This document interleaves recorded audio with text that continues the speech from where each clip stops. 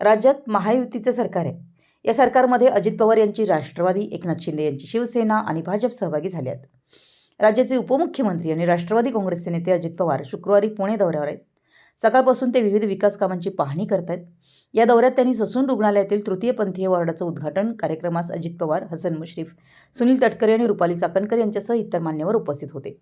यावेळी पुणे भाजपचे आमदार सुनील कांबळे यांनी राष्ट्रवादीच्या पदाधिकाऱ्याला मारहाण केल्याची धक्कादायक घटना घडली आहे. पुण्यातील ससून रुग्णालयाच्या उद्घाटनप्रसंगी अजित पवार यांच्या उपस्थितीत ही घटना घडली. कोणाला केली मारहाण? भाजप आमदार सुनील कांबळे यांनी राष्ट्रवादीचे वैद्यकीय कक्षाचे प्रदेशाध्यक्ष असलेल्या जितेंद्र सुरेश सातव यांना मारहाण केली. यामुळे कार्यक्रमस्थळी सर्वजण अवाक झाले. ससून रुग्णालयातील तृतीयपंथीयांच्या वॉर्ड उद्घाटन कार्यक्रमात ही घटना घडली. सातव यांना मारहाण का झाली याचं कारण अद्याप समोर आलेलं नाही आहे. परंतु या प्रकारामुळे अजित पवार नाराज झालेले दिसत होते. अजित पवार यांनी पुण्यात विविध विषयांवर माध्यमांशी संवाद साधला. आपण नाट्यसंमेलनाच्या कार्यक्रमाला जाणार नाही, माझं कुठेही नाव टाकतात असं त्यांनी म्हटलं.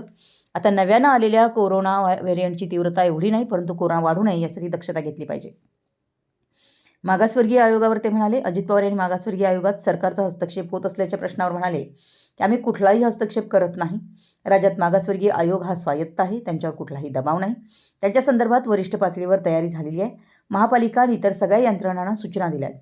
सॉफ्टवेअर तयार करण्याची जबाबदारी गोखले इन्स्टिट्यूटला दिली आहे असं अजित पवार यांनी सांगितलं. पुणे प्रतिनिधी, मराठी एस न्यूज.